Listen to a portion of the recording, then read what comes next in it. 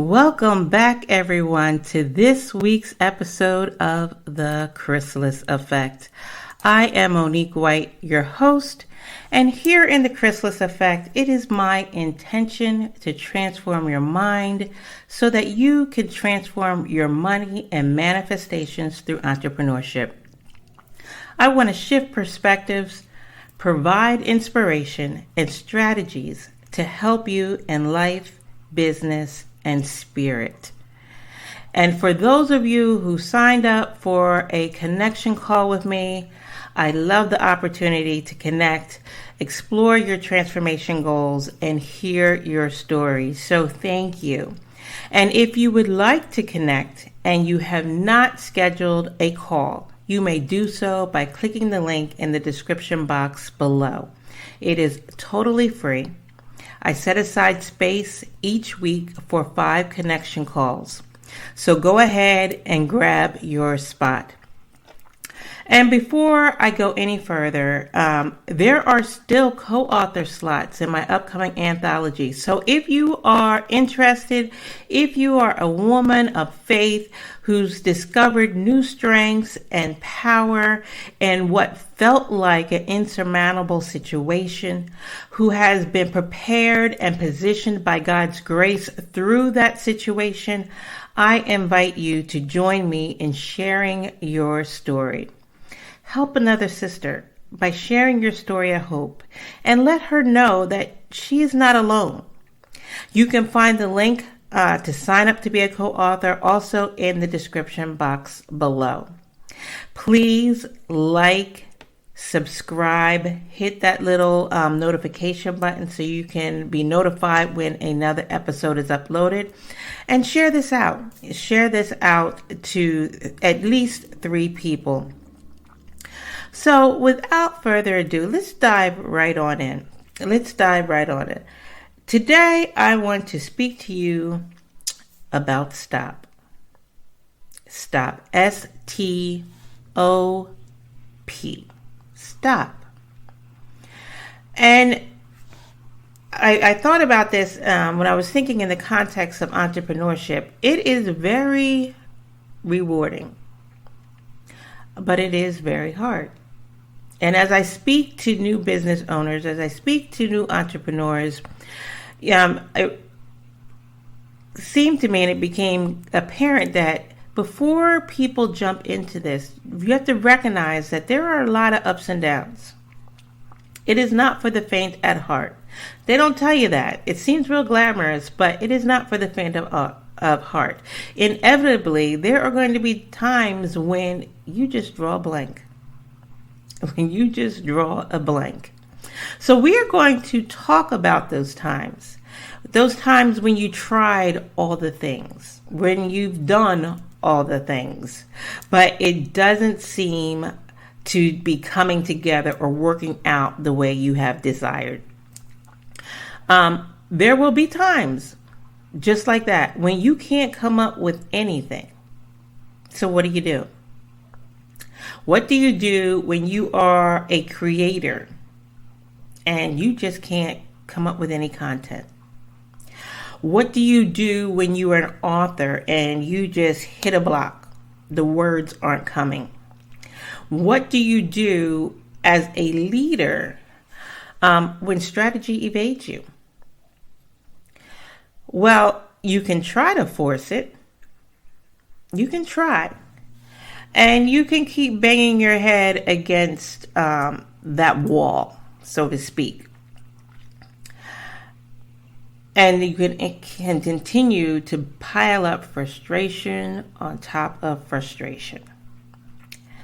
So my answer to the question is pretty simple. And that is to stop. To stop. Take time to rest and reset. Rest and reset. We live in a world that is consumed by the hustle and bustle grind paradigm. And the problem with that is underneath that paradigm, there's no real time to breathe. The problem with that mentality is it wears you down. There's no time to generate new ideas. There's no time to generate or plan out new strategies. So when you are in that moment, when everything seems just out of reach, ideas, strategy, you just don't have the energy for it, I would encourage you to stop. That is your body's way of telling you, your mind's way of telling you that you need to rest and reset. And I think we had just seen with what they call the Great Resignation, people shifting their priorities away from that grind paradigm, that hustle and bustle, always got to be on the go paradigm, because they realize that there's got to be more. There's got to be more. That you have got to start prioritizing your physical, mental well-being. You got to find some balance in it all. I chuckled to myself because I once heard someone say that even bees take time to smell the flowers. Even bees take time to smell the roses. Think about that. The bee, the symbol of productivity, takes time to smell the roses. We've all heard the saying, busy as a bee, or, being as productive as a bee.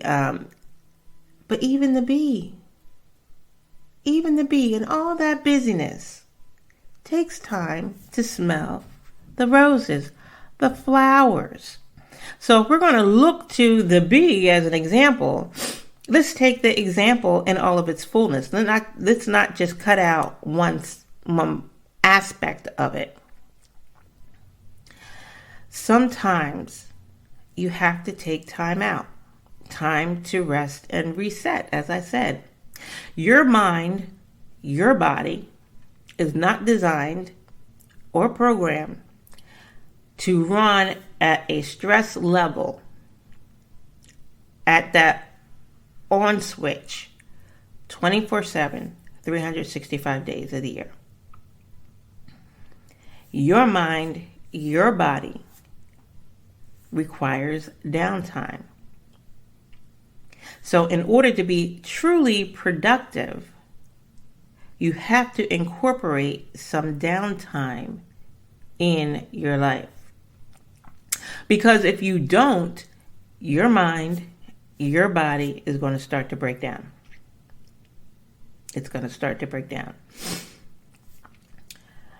You also need the time to really appreciate your accomplishments and the world around you. Things are constantly changing.